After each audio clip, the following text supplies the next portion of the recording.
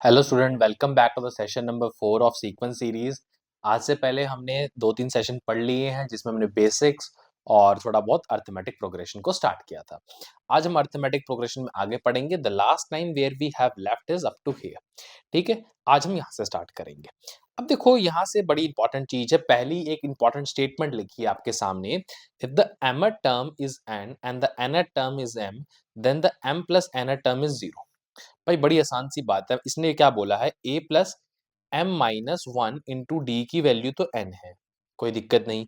और a plus n minus one into d की value m है।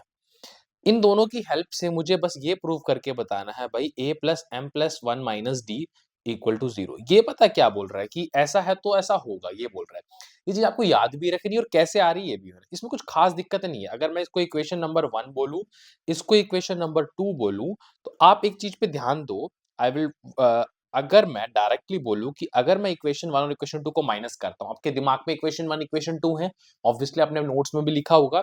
नाउ मैं सिंपल बोलूंगा, दोनों में से ए तो कैंसिल हो जाएगा। पहली वाली में m minus one into D था, माइनस हो जाएगा n minus one into D, और इधर आ जाएगा आपका m minus one. n minus one आएगा, इनफैक्ट n माइनस वन ही लेंगे, जो आएगा वही लेंगे। ठीक है, ये मेरा रिजल्ट आया after doing the equation 1 minus equation 2। Further क्या होगा, मेरा आ जाएगा m माइनस एन इंटू, एक सेकेंड, हाँ, m minus n into d आ जाएगा, और यहाँ आ जाएगा माइनस डी, और यहाँ माइनस डी तो प्लस डी हो जाएगा, is equal to n minus m कह लो। ये कैंसिल हो जाएगा। यहां से अगर आप देखो, हम डिवाइड कर देता हूं तो d की वैल्यू माइनस वन आ रही है। एक स्पेसिफिक वैल्यू आ गई d की।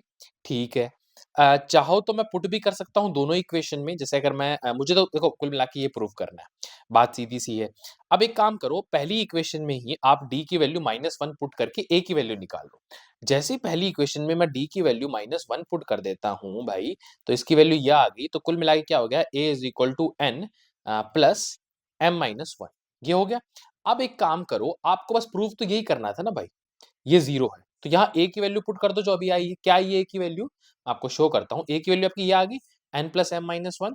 कलर चेंज कर लेते हैं, n plus m minus one, तो n plus m minus one put करूंगा, और d की वैल्यू मेरी ऑलरेडी माइनस वन आ गई थी, यानी कि minus m minus n plus one. तो ये सब कट कैंसिल आउट हो गया ना भाई, तो 0 नहीं आ गया।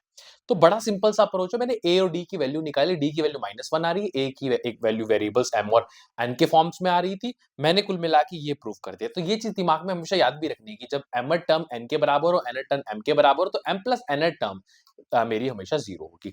और प्रूव आपने देख लिया, अप्रोच देख ली, वर्किंग मैं कहूंगा मेथोडोलॉजी कह लो, या फिर वर्किंग अप्रोच कह लो, जो आपने सीख ली।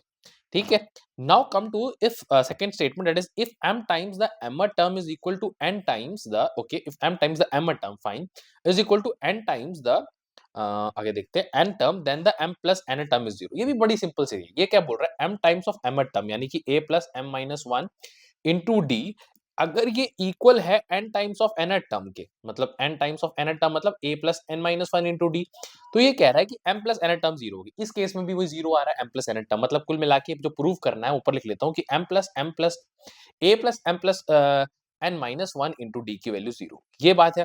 चलो, इसमें कुछ खास मुझे लग नहीं रहा। अगर आप अंदर मल्टीप्लाई करते हो, m a plus m into m minus one into d is equal to n a plus n into n minus one into D.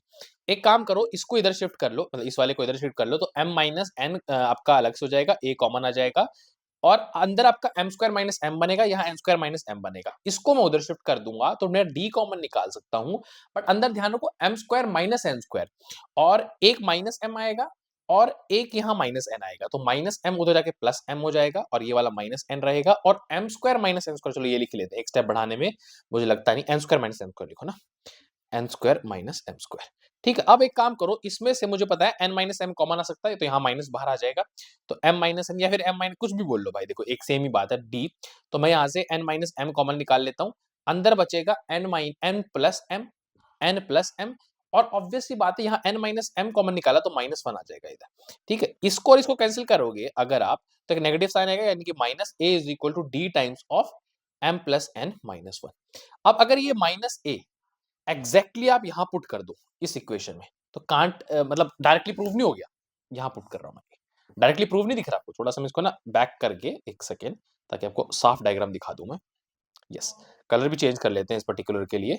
मैं ये कह रहा हूँ कि आपके पास जो भी वैल्यू आ गई ना लास्ट में दिस, इसको भाई बस यहाँ पुट कर दो ए की जगह। आपको डायरेक्टली दिख जाएगा ये 0 आ रहा है, ठीक है? तो this is about this two statement. ये आपको डायरेक्टली दिमाग में याद कर लो, बहुत अच्छी बात है। Otherwise approach should be very much clear to you. यहाँ से आपको बेसिक्स काफी क्लियर होंगे how we are going to take up the questions of this arithmetic progression. Now let's come to the real questions. If the fifth term of an AP 17 यानी कि a plus 4d की value बोल रहा है। अब आपको सोचने की अप्रोच भी ऐसी होनी चाहिए जैसे मैं कर रहा हूँ ना सॉल्व, डायरेक्टली स्टार्टिंग थिंग ऐसे नहीं पुट करोगे 5 माइनस 1 करके, ठीक है? Is equal to 17 and its seven term यानी कि a plus 6d is equal to 15, then find its 22nd term यानी कि ये बोल रहा है a प्लस 21d की वैल्यू निकाल के मुझे बताओ। बड़े सिंपल से क्वेश्चन होते यार ये। मैं इसको दोनों को माइनस कर दूंगा, मुझे मिल जाएगा minus 2d is equal to क्या मिल जाएगा माइनस 2, यानी कि d की वैल्यू मुझे सॉरी प्लस 2 आएगा, तो d की वैल्यू मुझे क्या मिल जाएगी माइनस 1 मिल जाएगी। जैसे d की वैल्यू -1 आ गई, मैं किसी भी में पुट कर दूंगा, तो क्या हो जाएगा a minus 4 is equal to 17 यानी कि a की वैल्यू 21।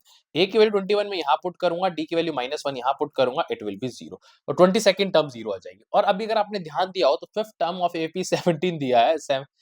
ओके, सेवन टर्म बोला था ना? हाँ, 7 टर्म बोला है। चलो ठीक है, 7 टर्म इज़ 15, तो कुल मिला के आपकी 22nd टर्म आपकी 0 आ रही है। Any problem in that? I hope there is no problem in that and it's a easy question, ठीक है? वैसे मैं सोच रहा था कि डायरेक्टली मेरा जो अभी पीछे मैंने 2 स्टेटमेंट्स यूज़ करे उसका यूज़ है, बट नो। आप इसमें इस तरीके से सॉल्व कर सकते हो। Basics of this I can say arithmetic progression. Now let's come to the illustration number 4। If 11 times the 11 term on a fifth, क्या बोल रहा है? 11 टाइम्स द 11 टर्म यानी कि a plus 10d is equal to 9 times, अभी तो ये पढ़ा था ना, m times of nth term, sorry m time of mth term is equal to n times of nth term. तो उन दोनों का मतलब 20th टर्म क्या आएगी? तो ये डायरेक्टली अगर मुझे याद है मैं 0 बोल सकता हूँ, अदरवाइज प्रूव करना कुछ खास नहीं होता, ये a प्लस 8d हो जाएगा।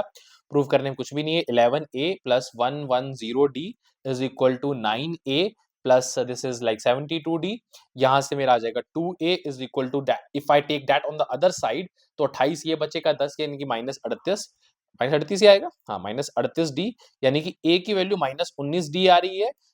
किसी भी एक में पुट करते हो सपोज, किसी भी एक में क्या मुझे तो निकालना है a प्लस कितना 20 यानी कि 19d निकालना, तो a को डायरेक्टली यहाँ पुट कर दो -19d plus 19d that going to be 0, ठीक है?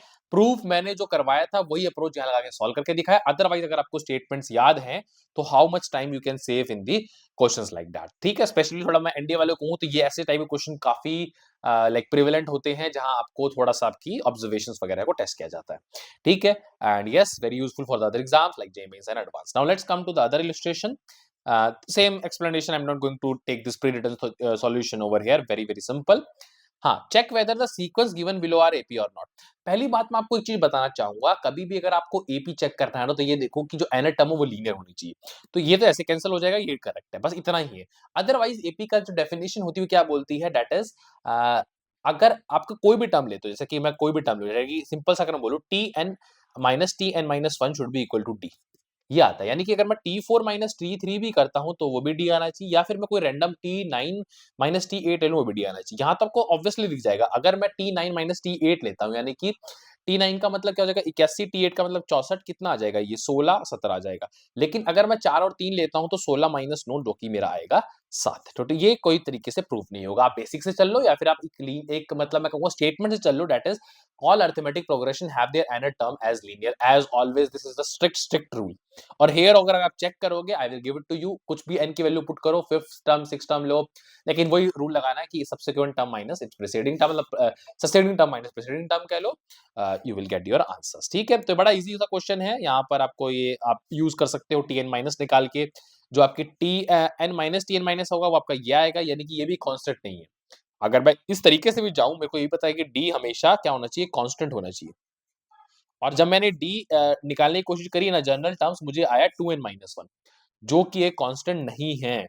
फाइन, तो ये भी एक तरीका हो सकता है, बहुत बढ़िया तरीका है एक्सप्लेन करने का। Then I have Tn is equal to this, Tn minus this. यहाँ जब आप करोगे बेसिक तो आपको एक ए कांस्टेंट मिल जाएगा, that is a d. This is all about this. Illustration number 6 we are going to take in the next class which will going to happen very very soon. Till then keep learning, keep watching and yes, bye bye.